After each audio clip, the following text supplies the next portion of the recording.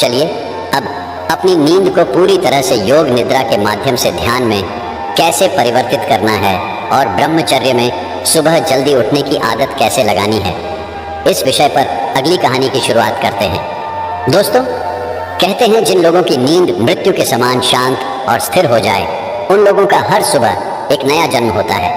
इसका अर्थ यह हुआ कि जिस प्रकार ऋतु के समय हमारी सांसें एकदम से थम सी जाती है, उसी प्रकार नींद में अगर हमारी सांसें इतनी धीमी रफ्तार से चलेंगी जिसका किसी को पता ना चले कि हम सांसें ले रहे हैं या नहीं, तो यह समझ जाइएगा कि आप योग निद्रा में हैं। योग निद्रा का अर्थ यह हुआ कि आपकी नींद ही आपके लिए ध्यान बन चुकी है, और यदि एक बार आप योग निद्रा में पहुंच गए तो आपको ब्रह्म मुहूर्त में जागृत होने का प्रयास कभी नहीं करना पड़ेगा, क्योंकि एक साधारण व्यक्ति की नींद 8 घंटों की होती है और वहीं पर जो व्यक्ति योग निद्रा में होता है उसकी नींद केवल 4 से 5 घंटों की ही होती है। इसी कारण यदि आप योग निद्रा में होंगे तो आपका अपना शरीर ब्रह्म मुहूर्त में बिस्तर छोड़ देगा। यदि आप भी अपनी नींद को योग निद्रा की नींद बनाना चाहते हैं, अपने आप को ब्रह्म मुहूर्त में उठाना चाहते हैं, तो इसके लिए आपको एक बात समझनी बहुत ज़रूरी है, और वह यह है कि अपने शरीर के साथ ज़बरदस्ती हमें नहीं करनी चाहिए। अगर आप ज़बरदस्ती करके किसी तरह से तरह तरह के उपकरणों का इस्तेमाल करके यदि आप ब्रह्म मुहूर्त में उठ भी जाते हैं तो आपकी नींद पूरी नहीं होगी। आपका शरीर थका हुआ होगा और आपका ध्यान भी पूरी तरह नहीं लग पाएगा।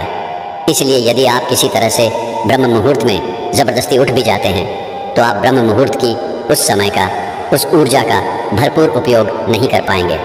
और वहीं पर यदि आपकी आंखें खुद ब खुद ब्रह्म मुहूर्त के समय पर खुल जाती हैं तो आप सुबह के ध्यान में गहरे उतर सकते हैं, ब्रह्म मुहूर्त की उस ऊर्जा का भरपूर उपयोग कर सकते हैं।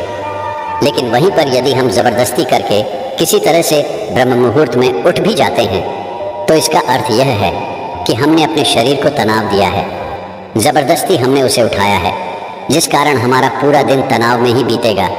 हम दिन भर थका हुआ महसूस करेंगे, हारा हुआ महसूस करेंगे और हमारा मन भी किसी कार्य में नहीं लग पाएगा।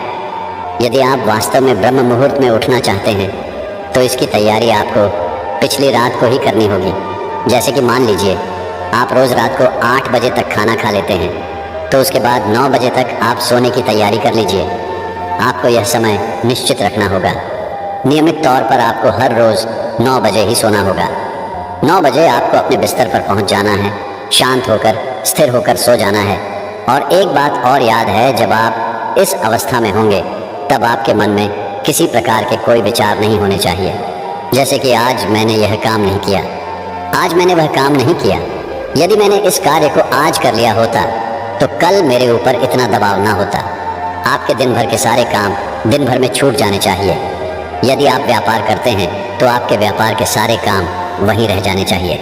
इस स्थिति के दौरान आपके मन में ऐसे कोई विचार नहीं होने चाहिए जिससे आप और आपकी नींद पर प्रभाव पड़े।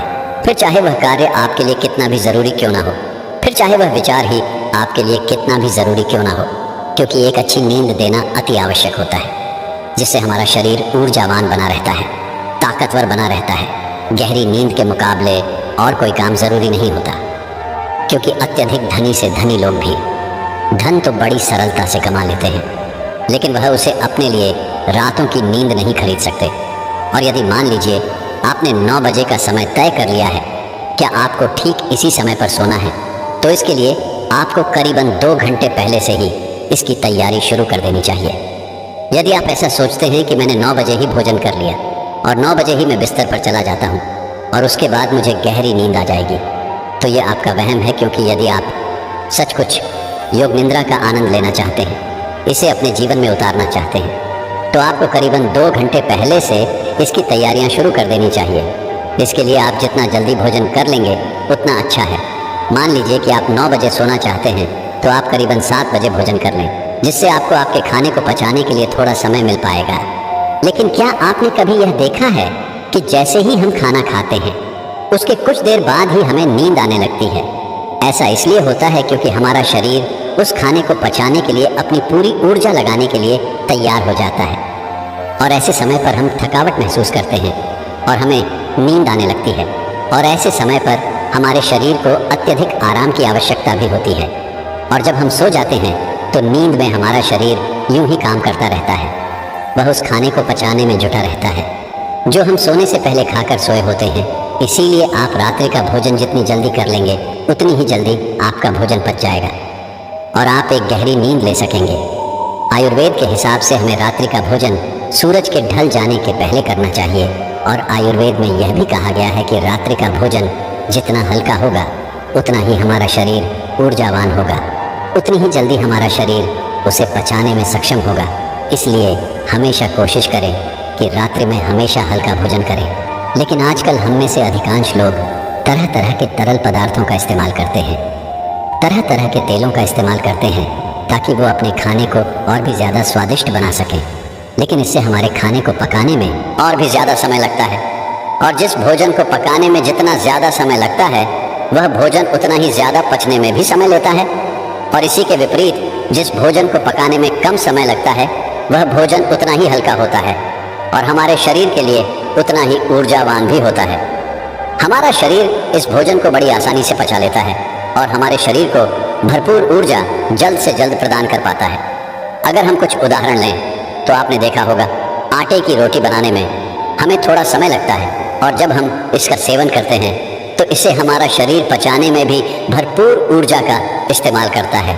वहीं पर यदि चावल की बात की जाए तो इसे पकाने में कम समय लगता है और ये बहुत हल्का भी होता है और इसे पचाने में हमारे शरीर को मेहनत भी बहुत कम करनी पड़ती है, जिससे हमारे शरीर की ऊर्जा बहुत कम खपत होती है। इसी प्रकार खिचड़ी, चावल, उबली हुई सब्जियां, ये सब हल्के खाने में आते हैं और वहीं पर रोटी, घी, तेल इत्यादि ये सारे भारी खाने में आते हैं जिन्हें पचाने में हमारे शरीर को अत्यधिक ऊर्जा लगानी पड़ती है और हमारे शरीर को इसे पचाने में अत्यधिक समय भी लग जाता है। और आप लोगों ने यह भी देखा होगा कि जब हम में से अधिकांश लोग भारी भोजन करते हैं तो उन्हें नींद बहुत देर तक आती है, अर्थात वो बहुत देर तक सोते रह जाते हैं क्योंकि इसे पचाने में अत्यधिक समय लगता है, अत्यधिक ऊर्जा नष्ट होती है। इस कारण हमारा शरीर थक जाता है और उसे आराम की भी अत्यधिक आवश्यकता होती है और इसी कारणवश हमारे शरीर में तरह तरह की बीमारियां भी उत्पन्न होने लगती हैं। लेकिन आजकल हम लोगों को यही नहीं पता होता कि हमें किस तरह का भोजन करना चाहिए। आप में से अधिकांश लोग रोज़ सुबह सुबह या शाम के वक्त व्यायाम करने जाते होंगे, अच्छा शरीर बनाने के लिए, अच्छा और सुडौल दिखने के लिए, जिससे आपका शरीर बलवान हो, ऊर्जावान दिखे। लेकिन इसके लिए आप भारी भोजन भी करते हैं। इससे आपका शरीर ऊर्जावान और सुडौल तो दिखता है, लेकिन शरीर की वह प्राकृतिक ऊर्जा, वह प्राकृतिक स्फूर्ति और प्राकृतिक ताजगी हमेशा के लिए नष्ट हो जाती है। इसलिए कहा जाता है कि शरीर का बलवान होने से ज़्यादा मज़ेदार है मन का आनंदित होना। यह बात बिल्कुल सच है कि हर एक मनुष्य को व्यायाम करना चाहिए, जिससे उसका शरीर स्वस्थ और सुडौल बना रहता है, रोग मुक्त रहता है। लेकिन हमें उतना ही व्यायाम करना चाहिए जिससे कि हमारा शरीर थके ना और हमारे शरीर को कम से कम आहार की ज़रूरत पड़े, जिससे हमारा शरीर प्राकृतिक तौर पर ऊर्जावान बना रहता है। आपने खुद इस चीज़ का अनुभव किया होगा जब आप में से अधिकांश लोग व्यायाम करते होंगे और जब आप किसी दिन ज़रूरत से ज़्यादा या फिर यूं कहें कि कुछ कठिन व्यायाम कर लेते हैं तो आपका शरीर अत्यधिक थक जाता है और आपके नींद की अवधि भी बढ़ जाती है। इसी कारणवश हमारे शरीर को ज़्यादा आराम की ज़रूरत पड़ जाती है और हम इस पर ध्यान नहीं दे पाते। इसीलिए जब अगले दिन हम उठते हैं तो हमारा शरीर थका हुआ महसूस होता है, हमारे शरीर के अंदर हमें ऊर्जा कम महसूस होती है। लेकिन जो व्यक्ति समझदार हैं वो लोग यह जानते हैं कि हम चाहे शरीर के लिए कितना भी व्यायाम क्यों ना कर ले, इसे चाहे कितना भी बलवान क्यों ना बना ले, लेकिन एक ना एक दिन तो इसे मिट्टी में मिलना ही है। और यही बात यदि हम अपने मन को समझाने में सफल हो जाते हैं तो इससे बड़ी जीत हमारे लिए और कुछ नहीं हो सकती, क्योंकि मन को समझाने से बड़ा काम इस दुनिया में कुछ हो ही नहीं सकता। जो व्यक्ति अपने मन पर काबू पा लेते हैं उसे समझाने में कामयाब हो जाते हैं। समझ लीजिए कि उन्होंने अपने जीवन पर विजय प्राप्त कर ली, उन्होंने अपने आप पर विजय प्राप्त कर ली, क्योंकि हमारा मन ही हमें भटकाता है, हमारा मन ही हमें लुभाता रहता है, हमारा मन ही दूसरों को प्रभावित करने में लगा रहता है। जैसे कि हम में से अधिकांश लोग व्यायाम इसलिए करते हैं ताकि उनका शरीर सुडौल और बलवान दिखे और वह लोगों को प्रभावित कर सके। जैसा कि आजकल हम सभी तरह तरह के विज्ञापनों में देखते रहते हैं, उसे देखकर हमारा मन भी उसी तरह काम करने लग जाता है, क्योंकि हमने हमेशा से तरह तरह के कलाकारों को देखा है जो अपने शरीर को सुडौल और आकर्षक बना लेते हैं। हमारा मन भी उसी पर काम करता है। हमारे मन को भी वही चाहिए, हमारे मन को भी लोगों को प्रभावित करना है, जिस कारण हम भी उसी राह पर चल पड़ते हैं। लेकिन हम कभी ये नहीं सोचते कि अगर हमारा समाज साधु संतों, ऋषि मुनियों की तरह मन को आकर्षण बनाने में ध्यान देते तो शायद हम व्यायाम से कहीं ज़्यादा ध्यान को देते, उसे महत्वपूर्ण समझते। खैर, हम अपने विषय की तरफ आगे बढ़ते हैं। रात्रि को करीबन 7 बजे के आसपास आपको भोजन कर लेना है और यह भोजन हल्का होना चाहिए। उसके बाद आपको अपने शरीर को शांत और स्थिर बनाने की कोशिश करनी है, क्योंकि इस दौरान आपके पास कोई और काम नहीं होना चाहिए। 7 बजे के पहले पहले आपको आपके सारे काम निपटा लेने हैं, फिर चाहे वह दफ्तर क्यों या व्यापार के या फिर मन में कोई उथल पुथल, इन चीज़ों को पूरी तरह से बंद कर देना है। और 7 से 9 बजे के बीच का यह जो वक्त है, इसका हमें भरपूर उपयोग करना है, अपने मन को शांत करने के लिए, स्थिर करने के लिए, विचार मुक्त बनाने के लिए। और इसके लिए चाहें तो आप रात्रि के बाद स्नान भी कर सकते हैं, और स्नान करने के लिए आप चाहे तो हल्के गुनगुने पानी का भी इस्तेमाल कर सकते हैं। और स्नान करते वक्त आपके मन में तरह तरह के विचार उत्पन्न होंगे, और इस समय पर आपको केवल इन्हीं विचारों पर ध्यान देना है। जैसे कि आज जो भी थकान हुई है, मेरा शरीर जितना भी थका हुआ है, जो भी मैंने आज काम किया है, जो भी मैंने किसी से ईर्ष्या की है, नफरत की है, घृणा की है, वह सारी चिंताएं, वह सारी परेशानियां इस पानी के साथ धुल रही हैं और मेरा मन एकदम खाली, शांत और निर्मल हो रहा है। यदि आप ऐसा भाव स्नान करते वक्त मन में रखते हैं तो आपका मन शांत होने लगेगा और आप अपने आप को स्थिर करने में भी धीरे धीरे कामयाब हो ही जाएंगे। जब आप रोज रोज एक ही अभ्यास लगातार करते रहेंगे तो इसका परिणाम भी आपको उतना ही जल्दी मिलेगा। और स्नान करने के बाद कोशिश कीजिए कि आपका ध्यान किसी और पर ना जाए। एकदम शांत रहिए। जो भी आपने आज किया है, जो भी वस्तुएं आपने देखी हैं, सोची हैं, सुनी हैं, उन्हें वहीं पर छोड़ दीजिए, क्योंकि वह सारी चीज़ें आपको अगले दिन फिर वहीं पर मिल जाएंगी। और उसके बाद अपने कक्ष की ओर आगे बढ़े। अपने कक्ष में जो भी सुगंध आपको पसंद हो उसका इस्तेमाल करें।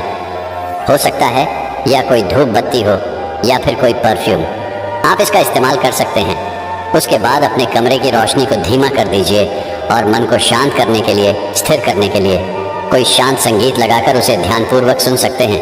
और उसके बाद आप बिस्तर पर लेट जाइए और किसी प्रकार के उपकरणों का इस्तेमाल ना करें।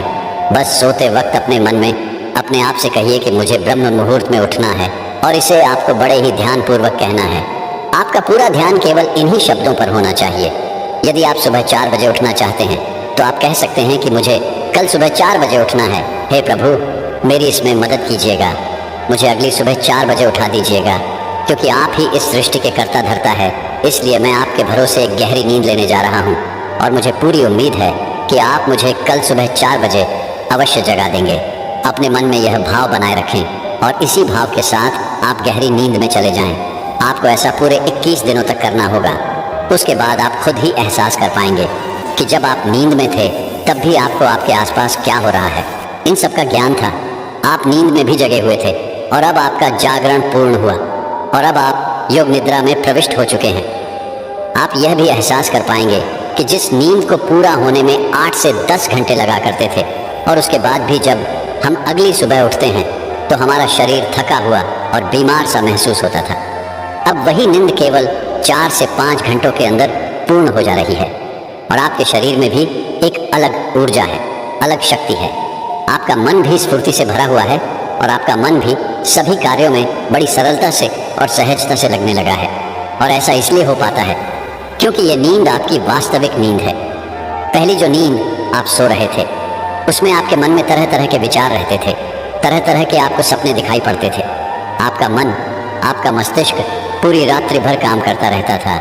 आपका शरीर आपके भोजन को पचाने के लिए कार्य करता रहता था, जिससे आपकी ऊर्जा नष्ट होती रहती थी। इसी कारणवश जब आप उस नींद से उठते थे तब भी आपका शरीर उसी प्रकार थका हुआ, हारा हुआ और कमज़ोर दिखाई पड़ता था। लेकिन जब आप इस प्रक्रिया का इस्तेमाल करेंगे तो उसके बाद ना तो आपके मन में कोई विचार होंगे, ना ही आपका शरीर थका हुआ होगा, और ना ही आपके शरीर को किसी प्रकार के किसी क्रिया को करने की कोई आवश्यकता पड़ेगी। आपका मन, आपका दिमाग पूरी तरह से शांत होगा। और जब आप अगली सुबह उठेंगे तो आपका शरीर पूरी तरह से ऊर्जावान बना रहेगा।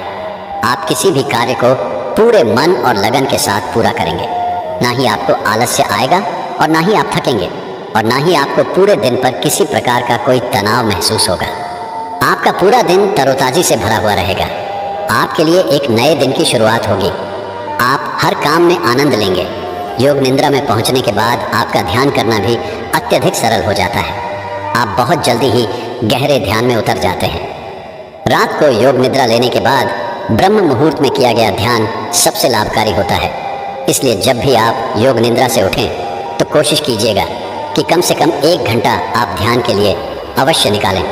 ध्यान ही वह मार्ग है जिससे आप उस असीम शक्ति को समझ पाएंगे, उसे पहचान पाएंगे, उस विराट रूप को देख पाएंगे। आप उसे देख पाएंगे जो इस कण कण में बसा हुआ है। आप वह सब कुछ देख पाएंगे, समझ पाएंगे जो आज तक इन शास्त्रों में लिखा गया है। इन शास्त्रों का निचोड़ अब आपको ज्ञात हो जाएगा जो आज तक यह आर्ष मुनि हमें सिखाते रहे हैं, जिस पर पूरा अध्यात्म टिका हुआ है। हमारे शास्त्र, वेद और ज्ञान ये सब कोई पढ़ने या रटने की चीज़ें नहीं हैं, ये तो अनुभव है। इसका हमें अनुभव ही करना चाहिए। यदि आप इसे रटने का प्रयास करते हैं तो आप कुछ नहीं हासिल कर सकते। इसका आपके जीवन पर कुछ असर नहीं होगा। ये ज्ञान केवल आपके मस्तिष्क के ऊपरी भाग और मन के ऊपरी भाग पर ही रहेगा। यह कभी आपके मन को प्रभावित नहीं कर सकेगा, जिस कारण यह हमारे मन में एक तनाव पैदा करेगा, जिससे हमारे जीवन में भी तनाव उत्पन्न होने लगेगा। लेकिन यदि आप इन चीज़ों का अनुभव करते हैं तो यही ज्ञान, यही वेद, यही शास्त्र आपके लिए आनंद का कार्य करेंगे। आपको हर जगह आनंद की अनुभूति होगी। आप केवल हर जगह वास्तविकता को देख पाएंगे, सत्य को समझ पाएंगे, सत्य को जान पाएंगे और आपका जीवन भी सरल और सूक्ष्म होने लगेगा। दोस्तों, मैं उम्मीद करता हूँ कि यह कहानी सुनने से आपके जीवन में अच्छे बदलाव आए होंगे। आपको इस वीडियो से क्या सीखने मिला ये कमेंट करके ज़रूर बताएं और अपने परिवार, दोस्तों या आपके करीबी इंसान के साथ ये कहानी शेयर करके उन्हें भी इस ज्ञान से परिचित करवाएं। बाकी अगर आपको यह वीडियो दिल से अच्छी लगी हो तभी इस वीडियो को लाइक कर देना और आपने अब तक इस चैनल को सब्सक्राइब न किया हो तो चैनल को सब्सक्राइब भी ज़रूर कर देना। आपका हर दिन शुभ हो और खुशियों से आपका जीवन भरा रहे। धन्यवाद।